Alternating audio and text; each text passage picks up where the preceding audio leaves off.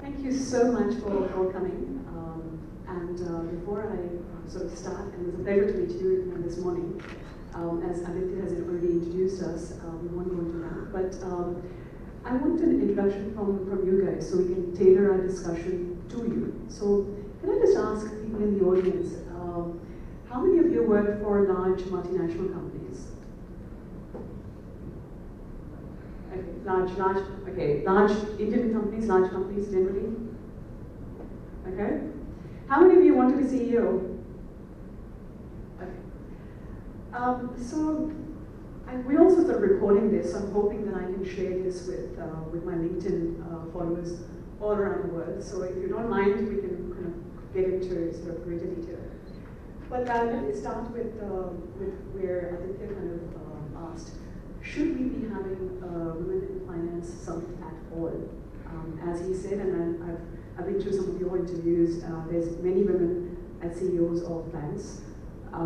So there are some role models for us in India anyway. We also had a woman prime minister, so we just didn't get the whole issue about sort of Clinton. But as you look lower down, broader excos, and then also sort of mid-career, the number drops. And later in the day, we have some stats to share.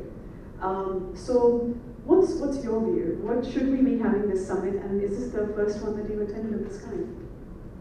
I would absolutely encourage having these sort of events. I think one of the areas where we as women have not done well is networking. And it's something which comes up across the world, by the way. It's not peculiar to India. I'm very sympathetic to why it doesn't. I mean, you know, we tend to have priorities at home, husbands who can barely tolerate the fact that we get back late from work anyway, children, and balancing that and work becomes a good reason to not network. And we don't have natural spaces which give us networks. I've worked largely in multinational companies where the men play golf together on weekends. I come from a golfing family, but the golfing genes all went to my sister, who's been India's sort of leading woman golfer for many, many years. And I didn't have those golfing genes, and nor was I prepared to spend my Sunday chasing a ball around the golf course, right? So the networks which men cultivate outside of work are networks which we have not readily embraced. So that becomes an issue. And then, because I worked in multinationals, going out and having beer with the boys on Thursday was another thing. And you know, it's not like I like beer, this was not the noise, it wasn't even like you were networking because you were shouting over the racket. So there was this whole pretend around the networking, which even when I began to think I should belong, I was finding it very hard to belong to. Now, having said this, I think we in India are blessed in that there's so much diversity at the workplace. So the same way as I rejected golf and going out with the boys on Thursday night, my fellow colleagues from Chennai and others were not inclined to. The guy who I actually shared an office with was a very early riser. He was in office like at 7 o'clock. After he'd been to the mandir, he had absolutely no intention of doing any of the things that I didn't have any intention of doing. So the diversity in our workplaces in India, fortunately, does not create stereotypes as happened, say, at Morgan Stanley in America, the golf and play beer thing.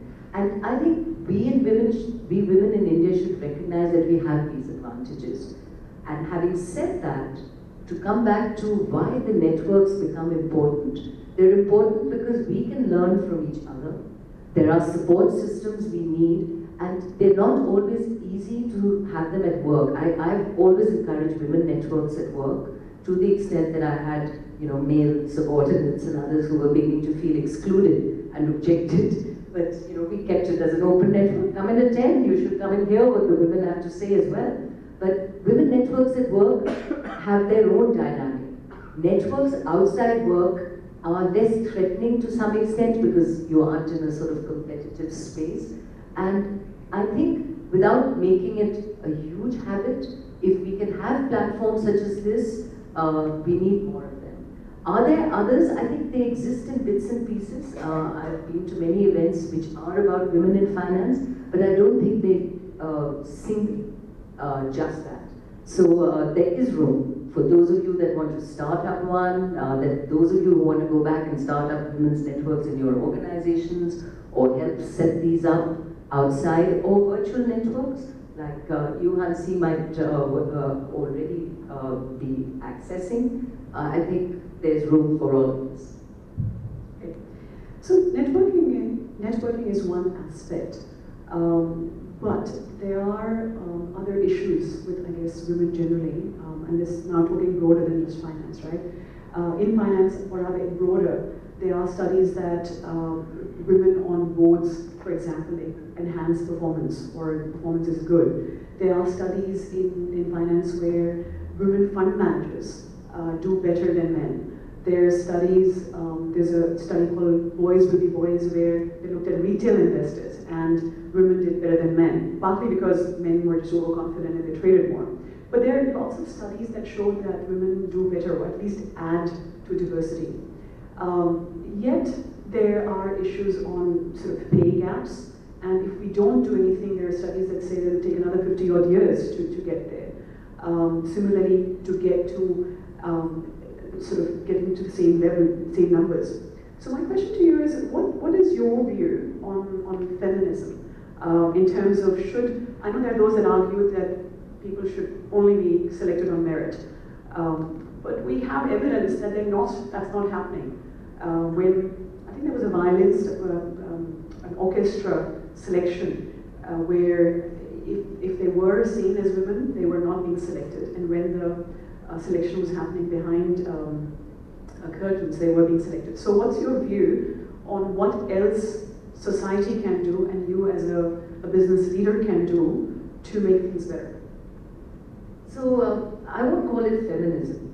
Why not? Why not? Because actually it isn't about feminism, it is about fairness.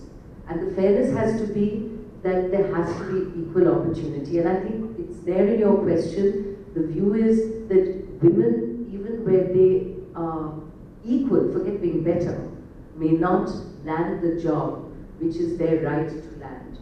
And to some extent, and this is something I always push the women in my organizations to do, we ourselves as women don't push our own cases hard enough.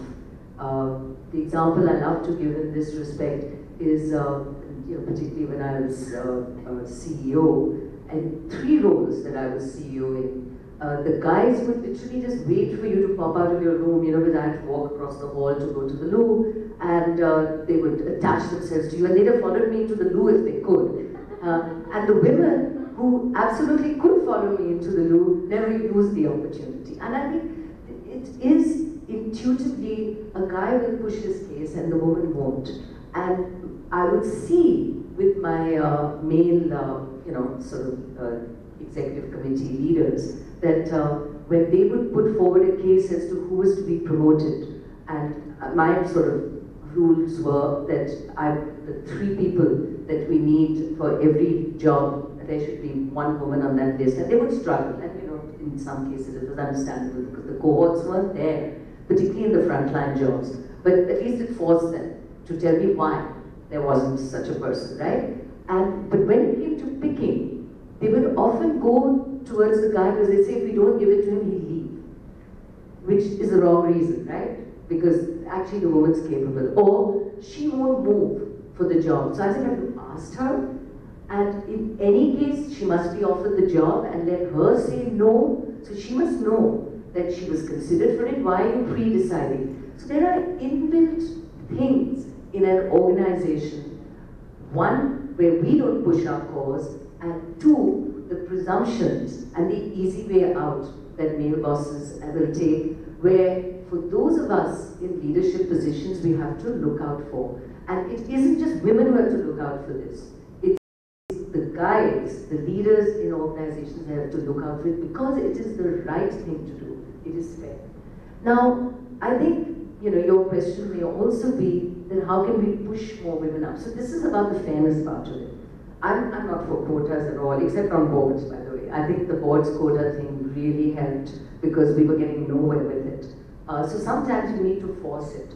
But what I did do at HSBC, where I actually led the diversity initiative for HSBC for the region, was not a quota, but a directional change. So that over the next 5 years, we would like to see going from 10% to 30% women in the organization. So it's not a quota, but it's a guideline. And then you begin to look and align the organization around it. So it does need addressing from the top. And for those of you who join organizations, look out for these aspects, see where women are in the organization and what the organization, and don't be afraid to ask what the organization does for its women, because some are just more sensitive to it than others. Finance, I think we are luckier. I think I would like to believe we are beyond the point where we have to say women are good at it, because there are enough women out there who are good at it. So if anyone questions that, they need a kick in the pants, right? So it isn't about women's capability, it's really more about environments that enable us to rise to our true potential. Environments that allow you to flourish, and the flexibility the organization gives you, because you will have periods in your life, and men do too, by the way, where you want a sabbatical, you want flexibility. In your case, as women, it may be because of children. I've had men in the organization who needed it because of a sick parent, and someone wants to go off to study. Reasons may be different, but the flexibility becomes important for us, so look for that in these organizations as well. I think multinationals do a lot better than Indian companies, barring maybe ICICI. But there are, fortunately, a lot of learnings, particularly in the world of finance, in these directions. So equal opportunity is what it's about. We don't want favors. We want a meritocracy. We want an organization that pays equal pay for equal work. So in your Lou example, for example, you want the women to speak up, as opposed to the bosses being more sensitive to, okay, that woman hasn't asked, maybe just ask her, she's not put her hand up. Wouldn't it go both ways? Don't you need both? Oh, absolutely. That's why I say that the organization itself and the men there have to absolutely. And I'll give you an anecdote in this regard. One of the things I did at the bank as part of the diversity initiative was we did sort of, it was a 3-month exercise, and I set up groups on issues. How important is it? Those days it wasn't common to have the sort of play areas for children in organizations or creches, etc.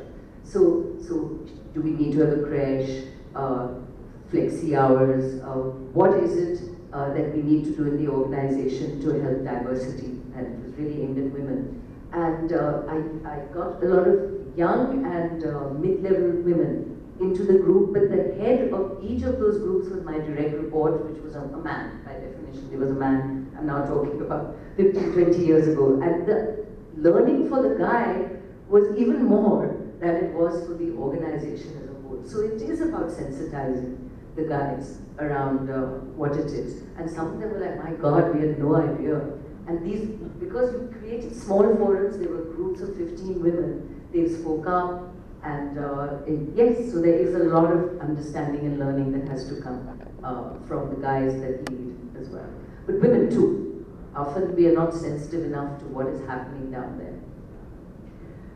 That leads me to sort of the next, in terms of getting noticed, which is maybe a bit of personal branding. And especially for people who are not working in large organizations, they still have to pitch perhaps to a male-dominated sort of clients perhaps. So what role does personal branding play? I mean, I noticed in the book you said, one, you struggled to wear a sari. I saw the interview where I think you were the first, or not the first, but you were a student union leader and you got exemption from wearing a sari back then. And yet, when you were in the workforce, you struggled to wear a sari and wore it. So what all did you do to get your personal branding right so that you got noticed or didn't get overlooked? So look, a lot of it is intuitive, and what applied 35 years ago is different today. I think it's important, no, even in large organizations. It's even more important when you have your own company, but it's important in large organizations. And the networking, again, that you do outside of the organization, because you establish equivalence outside, is really important. And I'm sounding like a stuck record because we started on this, but I do believe it's important. And you can do it in different ways. I know what helped me was very early. I was, way back, I'm now talking 89, I was head of an investment bank when it was the largest of the foreign investment banks, but it was, as the roll goes, in 89. Now I was, 28 years old. And I've joined the Association of Investment Bankers that had come up and was a very active member in there, and in fact pushed to then become, because I was of the largest foreign banks, and actually said, so why aren't I part of that committee when I head the largest foreign investment bank in the country? Because otherwise it was the usual suspects, right? Nimesh Kambani, Uday Kotra, Kemendra Kothari. And they didn't have an answer, and so I joined, and I was there as part of the committee leading it. So to put your hand up, make sure you're recognized.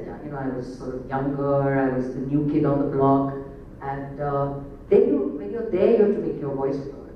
Now, why am I telling you this? I'm saying sometimes you have to spot the opportunities.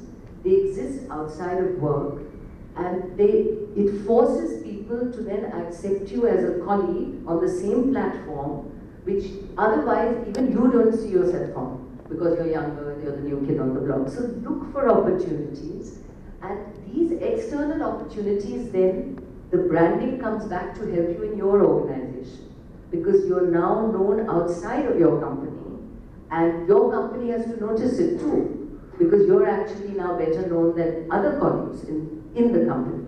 So the branding is important. It has to be done subtly and well, and they often exist outside of where you work. So establish leadership in the spaces you are good at. If you're in capital markets, belong to these external networks, FICCI Committee on Capital Markets, etc. So I've always headed some such organization outside, which gave me a platform outside of work as well. And I know I benefited it from two counts. It wasn't just about personal branding, it was the learning. What you learn there is enormous, because you're in touch with what is happening in the industry in a very easy way, because it's all fed to you. You can almost not keep up with it. And then you help to drive change in industry as well, so you play a role outside of your work. Now, it does take time, but believe me, it's much more worthwhile than playing golf and drinking beer with the boys, right? So if you have to give your time, do it in this way, or write, write, be an influencer, be seen as someone who plays a role of significance outside, and all of that comes back, and do it in spaces which are natural to you. And we should be building each other as well, so the networks you form with each other to help each other, invite each other into your organizations to, address your fellow workers, however you do it, all of that helps along the way. But that personal branding is important, and you bring it to dress. I think the dress, at my time, was very important, because there was no dress code there. The only dress code was what Indira Gandhi wore, so I thought that was the safe way to go, and hence the sari. But today, fortunately, that is less important. But your persona is, of course, very important. Who you are, what you are, is what you are. So don't try and be something you're not. Be comfortable in your skin, but always be conscious that that personal branding is important. And whether you like it or not, even women in finance today, we do still stick out like a sore thumb, right? So if you're good, you're likely to get noticed more. If you're bad, you're also going to get noticed more. So you fall hard as well, because you've sort of still got a bit of a spotlight on. It hasn't changed. And you have to know that that is so.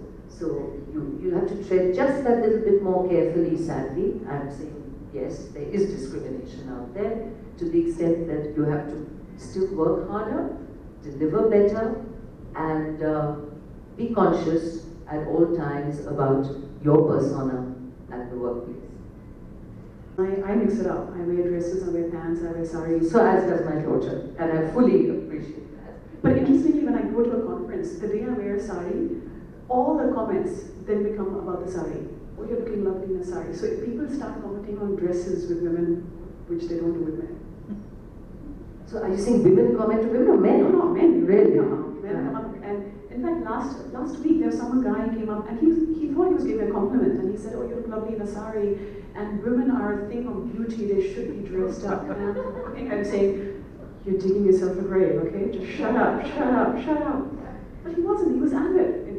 So tell me, I always switch that conversation to, it's amazing what our weavers do in India, and I convert it into a handloom conversation very quickly.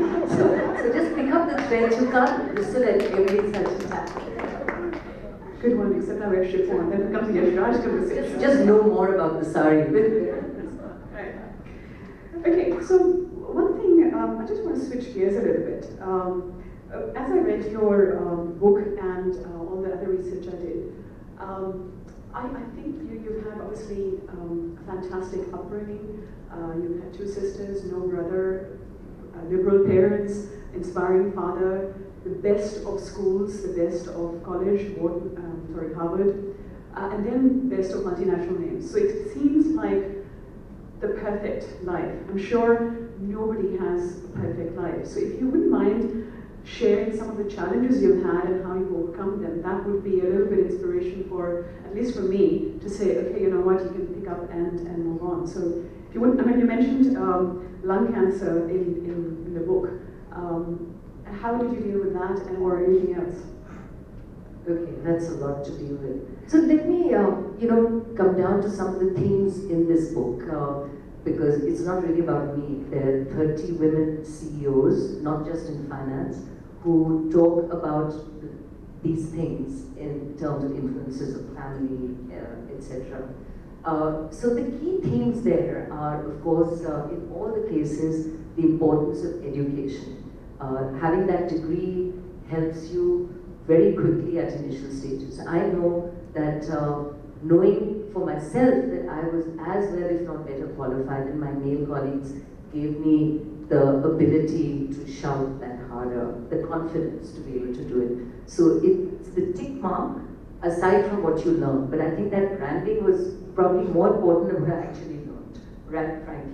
So yes, education, very important. So, and education never stops, because you can go and educate yourself anytime. And in today's environment, nothing I learned at Harvard Business School is relevant today, but what it taught me in terms of confidence, articulation, ability to do with masses of data, ability to deal in stress, are things that don't go away. So there are many aspects to education which become critical. So education. The second, and I was very struck in the book about how pretty much all the women, the influence there with the fathers.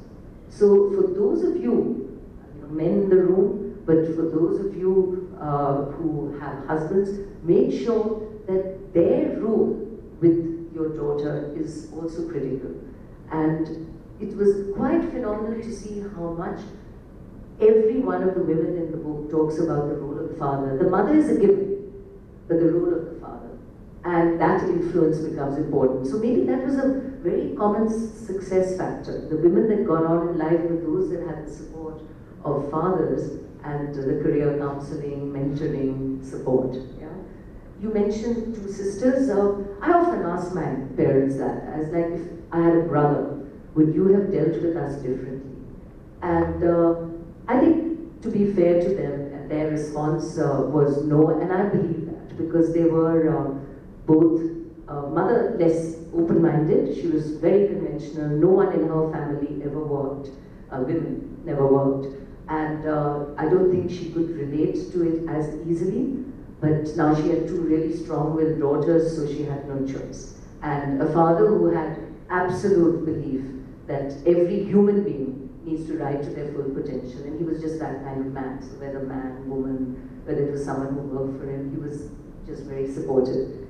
And in that support, we saw, and he was a very keen golfer, that my sister very early moved into, and she was a very good student too, but she moved into golf to become, she won the Arjuna Award, she was India's leading golfer for many years, and she's India's leading coach today, where some of the big wins, particularly of young, underprivileged children who are winning at global levels, are kids she's tutored and done for free with all her time and will. And so she took that side of him, and my father was an insurance executive, and so I veered to finance side. So it tells me the influence of the father was very critical.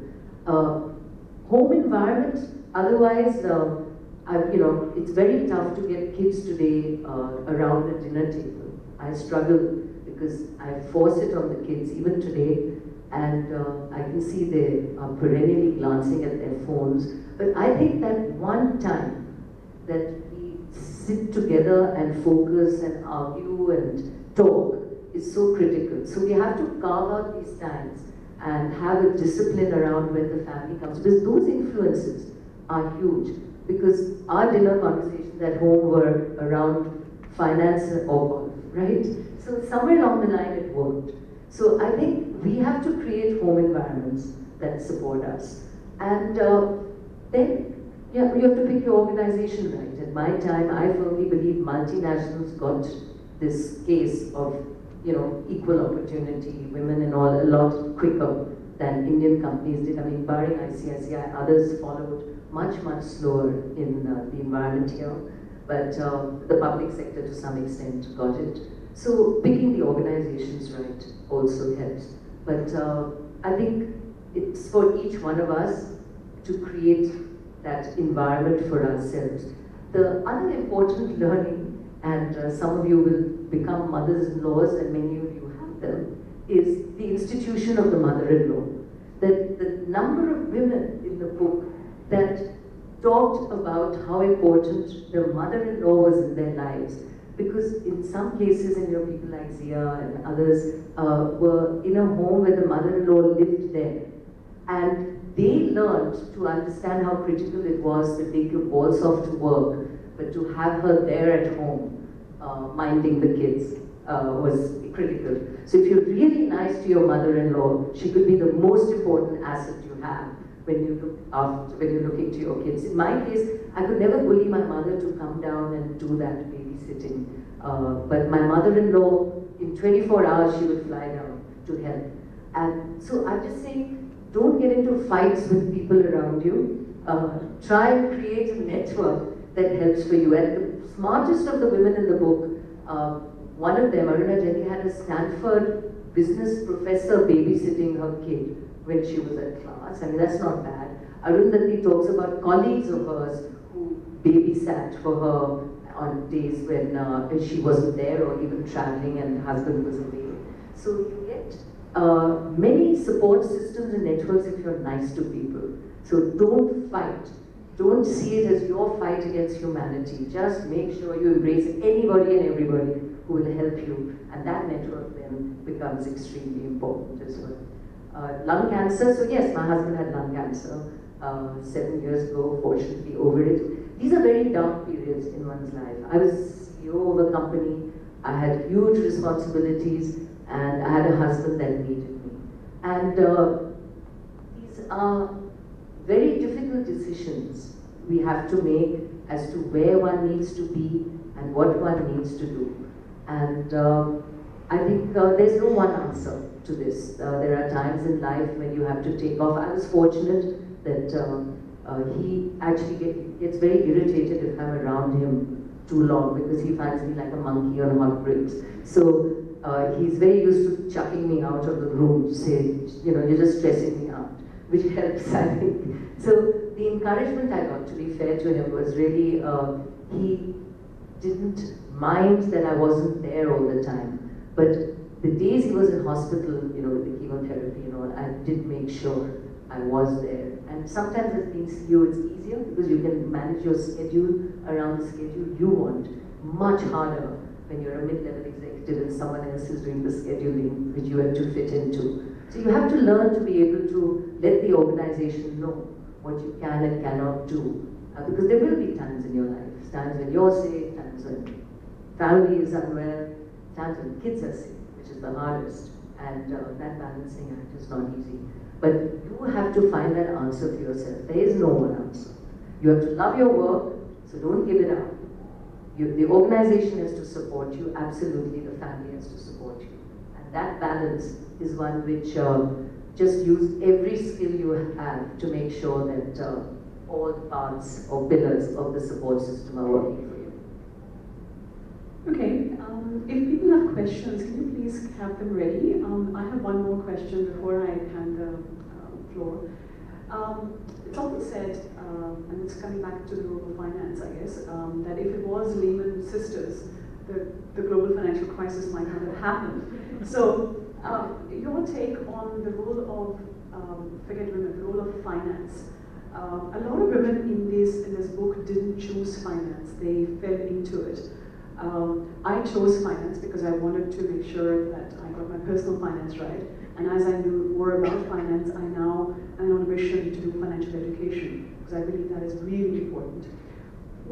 Having been in HSBC and just generally bigger banks, what do you think we can do in terms of the finance industry to make sure the excesses of the global financial crisis don't happen again?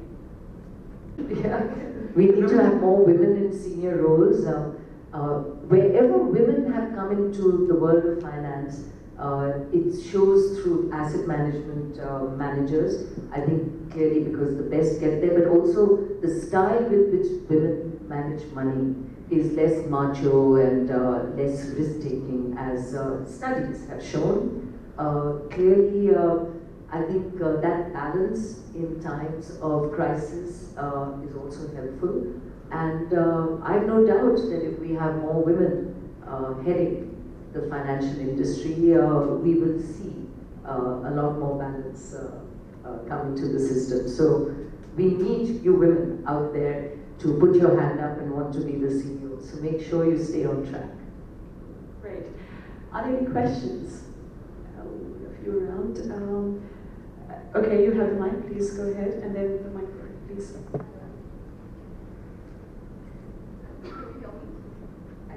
Hi, I'm Raki.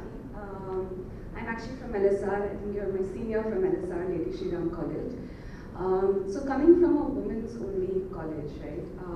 So over the last 6 months, I've started this women's investment network. So professionals who are in the investment space, whether alternate asset managers or asset managers.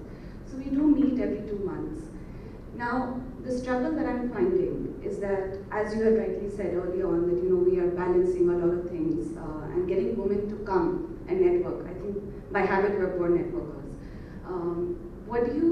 How do you see something like a women's network flourishing or growing, considering that there are so many networks out there and one can tap into it, but why a women's only network?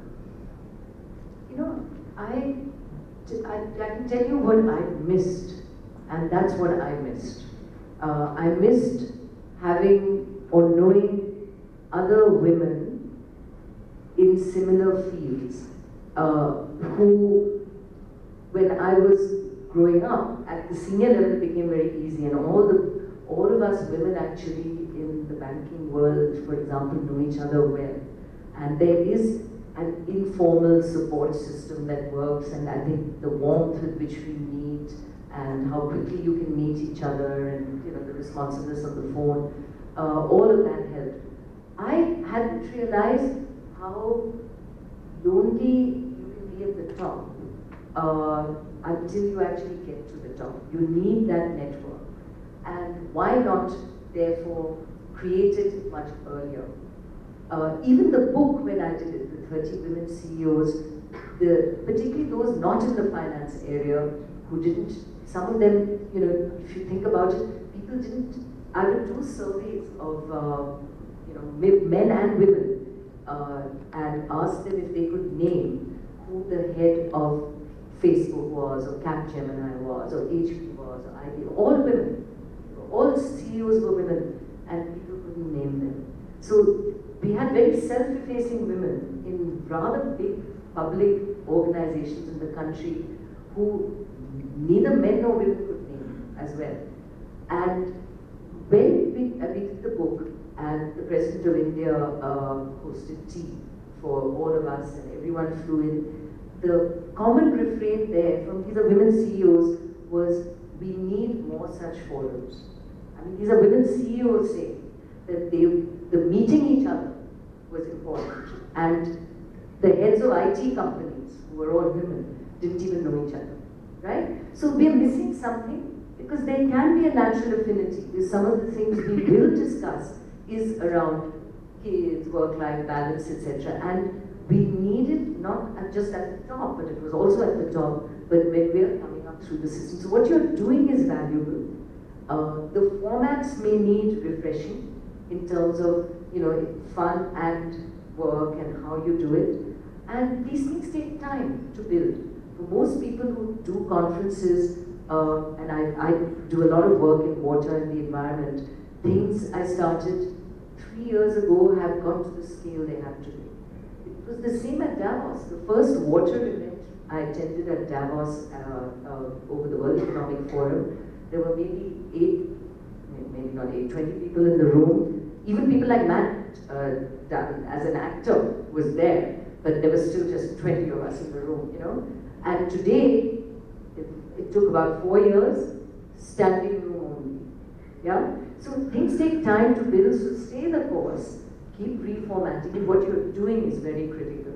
And maybe connect back with people like Hansi who are working in similar areas, because there'll be important links between what she does, what you do, and how those networks come together.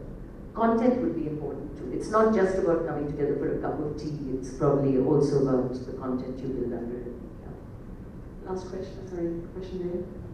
What should be, I think, sorry? Okay, take a couple of questions. So you like to take all the questions, yeah, please. Very kind of similar question actually. I am from a venture capital fund, and the fund is very focused on gender equality. So we are all going through a gender-based training from the managing partners right to the analysts, which is great. We also are focusing on investing in women. So while we have all those initiatives, one of my personal initiatives is to set up this Women in Investing group. We have a group in Bangalore, and we meet up every now and then. It's a nice, active group. There are two issues. One is we're seeing mostly middle management or junior management in the group. That's because there are very few women in investing in top levels. Those are there are not really, active or even willing to participate in the group. That's one part. So we need someone who can, who can help with that. The other part is that when you're in a women's network, yeah, I agree with all the support and all of it, but still, because the senior folks are all men, the amount of information that flows, especially in an industry like venture capital, there's a lot of grey point, there's a lot of informal news that has to flow in, and that kind of doesn't reach the women despite the network. How does one solve for these things?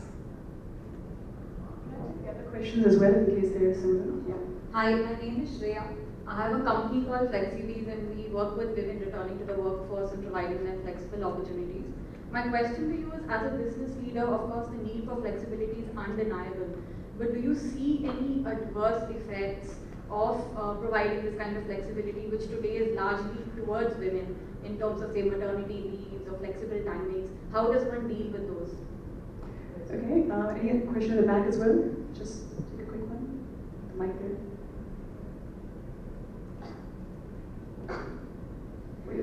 Yeah, my question was that, I work for a multinational, and yes, the talk is on about equal opportunities and level playing field. However, if you see on the personal front, women still account for 75 to 80% of the housework. And, I think that then we force ourselves to be super women. And do you think it takes a toll on the women much early on? And how do we address issues like that? Work-life balance. One question on the back there. Similar sort of issues that we've. Actually, I want to use this platform to talk to a banker. Ma'am, we all know that there are very few women entrepreneurs. Apart from that, there is one more issue we are seeing, that is single moms. And there are no financial aids even from the bankers and or probably NBFCs who are trying to look at as a particular segment. Of course, it has its own challenges, but I feel if something can be, worked out, I want to utilize this opportunity to just put women who are single moms, they have to struggle not only, they are mentally prepared, they are strong enough that they know that there is no guy in their family who will take the financial part. So she has to be a mom, she also has to help the financial burden of the family. So if something can be rolled on or can be taken care of in this. Very brave of you to stand up and ask the question. Thank you. Thank you. One more question at the back. Yes, hi. So I work for a financial services company called iFast Financial, and I head HR for them. My question is that let's say we are on top of the functions that we head. For me, HR, maybe somebody finance, somebody research, and doing extremely well. We've reached that sort of a transparent glass ceiling, so-called. And let's say I'm talking about a 15% quota on the board for women, and you get called upon or you get shortlisted to be considered to be on the board. How do you ensure that you're prepared when the opportunity presents itself? There are MBA courses which offer specialization in, say, finance, HR, operations, marketing. But there's no course out there which says you want to be a CEO, come and attend our course. We teach you how to read balance sheets, learn top line numbers, bottom line numbers. So is there something which you can actively seek out so that you're prepared when the opportunity presents itself to be on the board? Because nobody's going to give you that kind of information or want you, because then you become a competitor. So how do we ensure that we are prepared to take up these positions, which is board members or CEOs or those kind of management level positions? Okay, so a lot of questions already, but they're similar theme to what you covered in the book. Do you want to add? Firstly, I'd say if you haven't bought it, please go ahead and buy the books. A lot of the issues that you have, I read it cover to cover in the last 2 days. So a lot of the issues you've asked have been addressed not just by Naina, but 29 other women, and they answer your questions. So definitely read the book. But in addition to the book, do you want to sort of add? So, a broad range of issues there. I would just say for every one of you, and there are many of you who are working in these spaces of networks, you keep battling on, but try and link your network with others. So if you've got one in Bangalore, try and reach out to others who may be working in similar fields, because that cross-networking can be interesting to people traveling in and the opportunity to convene around that. Virtual networks again are very important, so people like Hansi who understand that space become key. So just become more creative in that outreach, and it's true and a pity that more senior women will choose not to belong to these networks. Some of it may just be time pressures and their own work pressures, but I think just put senior women in particular, on a guilt trip on making sure that they should be part of it. And I'm guilty of it too. I should give it more time than I can, but I certainly like to. So, I'll let you know when I'm coming to Bangalore if you want me. That would be awesome. Yeah, but I think, that's critical, and also in terms of the previous question there. Issues around banking, by the way, it's a common crib for entrepreneurs, single mom or not, for women entrepreneurs do feel discriminated against by bank finance and the availability of it, and the nature of questions I believe that bank officers will ask are seriously discriminatory in terms of disbelief in that the woman can make it work. So there is an issue out there. I continue to raise it at policy forums. Mudra Bank and all swear that they are now going to be far more sensitive to some of this, but there is no easy answer to that. And I think I've never looked at it from a single mom standpoint, but that sensitivity I think is also very, very key to build in. So I'll certainly do my bit, but yes, I can see how it would be a big challenge. I think the work-life balance is out of time anyway. In fact, just on that note, I'd say thank you so much for making the time for the book and for today. So if you can't make it to all the network sessions, hopefully formats like this where we can record it and disseminate it so people get to see it on YouTube is obviously invaluable. Thank you so much again. Thank you all for listening. Thank you. Please give a Thank you. Hansi, I'm so sorry. I just wanted to answer a question, if I may, about how you can get education. And so I have, not just quickly, because it will help everybody. We have an organization called Board Apprentice, and that's what they seek to do. And this is a global conversation, so everybody's looking to help each other. And you can do this for a year and shadow as sort of a board member. And I think all of us need to be in this conversation, including the women on the top. So yeah. Good answer. Thank you. Great. Thank you. Someone take a picture in the front row, please.